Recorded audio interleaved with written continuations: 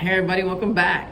This is Chris, and welcome to Daily Reflections with Chris. Sorry it's dark in here, but I snuck in before the rest of the group today to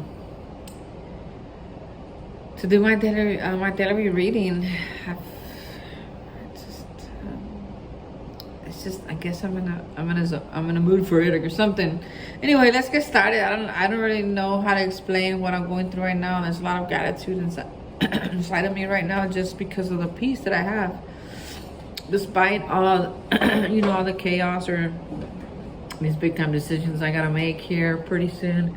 Despite all that, I still feel a lot of peace in my heart. I really believe that it's because of practicing the principles of this program and everything that I do. So yeah, kind of super excited just to be where I'm at today. So let's get started today. Oh, if you're new to my channel, welcome. My name's Chris, and in this channel what we do is we read out daily reflections, which is this book right here. It's by people in recovery, for people in recovery. So welcome. Let's get started. August the 3rd, to be of service. Our real purpose is to fit ourselves to be of maximum service to God and the people about us. That's out of Alcoholics Anonymous, page 77. It is clear that God's plan for me is expressed through love. God loved me enough to take me from alleys and jails so that I could be made a useful participant in His world. My response is to love all of His children through service and by example. I ask God to help me imitate His love for me through my love for others.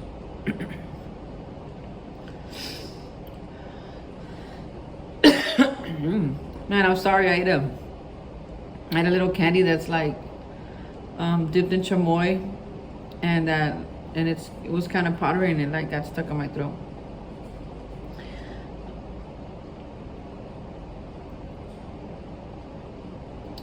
Before I came into Alcoholics Anonymous,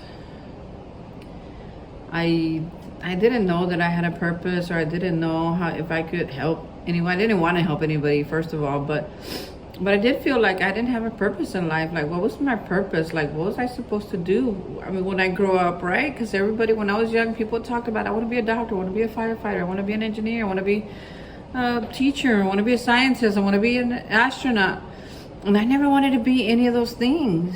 So I would always wonder, like, what is my purpose, right? And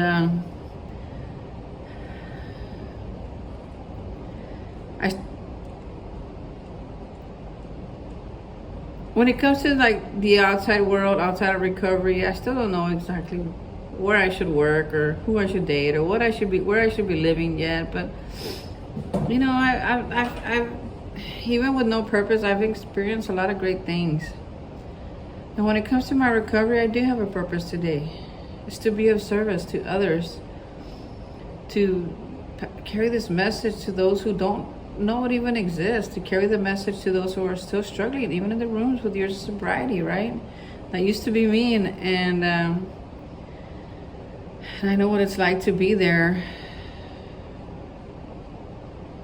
And honestly speaking, when I was there, I don't know that I would have listened to anything anybody said, but I'll still try because it's important to me. You know how many people walk out of this program, these people that like me, true alcoholics, and I mean like alcoholics for real, that they just don't drink a lot once in a while. It's like we drink every day, all day. We drink to get drunk, we drink to get blacked out, we drink to forget, we drink to not feel, we drink to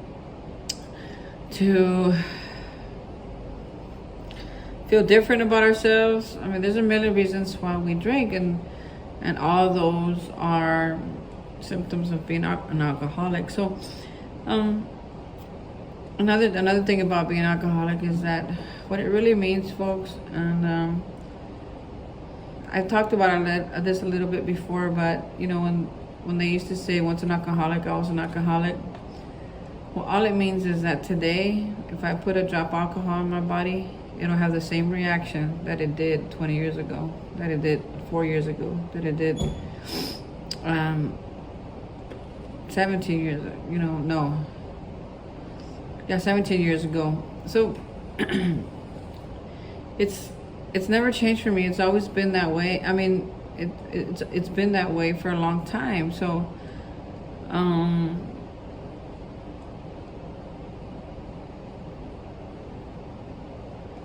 yeah, I think it's always been that way. I was thinking like, man, when did it start?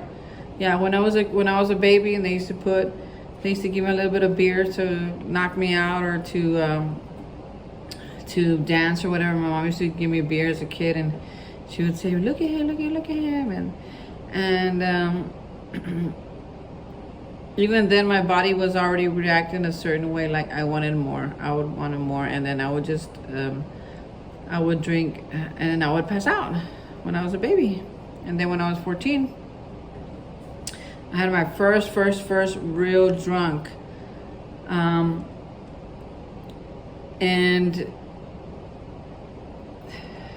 I put, once I put that drop of alcohol in my body, I wanted more and more and more and more. And people thought it was cute. People thought it was funny.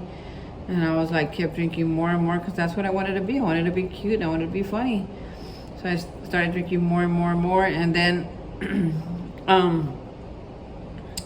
once the next day I had such a bad hangover, I was like, man, I'm never going to do that again. Oh, no, I don't want to drink ever again. And I did it for like 7 years. I didn't drink after that. And I didn't even like decide not to drink. And folks, alcoholism is not about deciding not to drink, or deciding to drink, or that you're gonna drink only on weekends. It's not about that. It's about what happens when you put that drop of alcohol in your body. Do you have the same reaction that I do? And the reaction is that I can't stop once I start. And when I don't have it with me, I get restless, irritable, and discontent until I can have it in my body again. So those were some of the symptoms that I didn't realize were part of my alcoholism, right? I was feeling them already, man. Oof. Chris between drunks he was horrible. He was moody. He was like bitching all the time. He was like, nobody wanted to be around him when he was in between drinks, because he needed to have his drink. And in the end, that's all I did was drink a lot. So I'm glad that I don't have to do that today, but to maintain my sobriety, I do have to do certain things. And one of them is to be of service. My real purpose is to fit myself to be of maximum service to God and to those about me, right? So I read the reading over, but I put me instead of our, right? Because I want to keep it personal.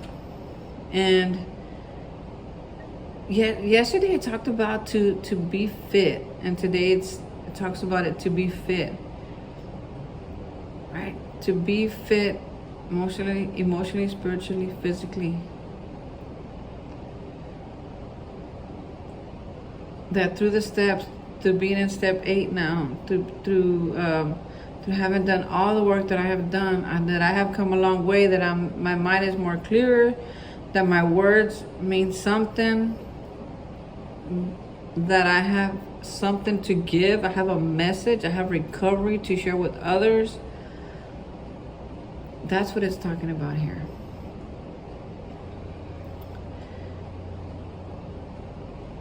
And what's pretty sweet was that right before coming in here, I was listening to my pastor. She was, it's Wednesday night. Today's Wednesday night.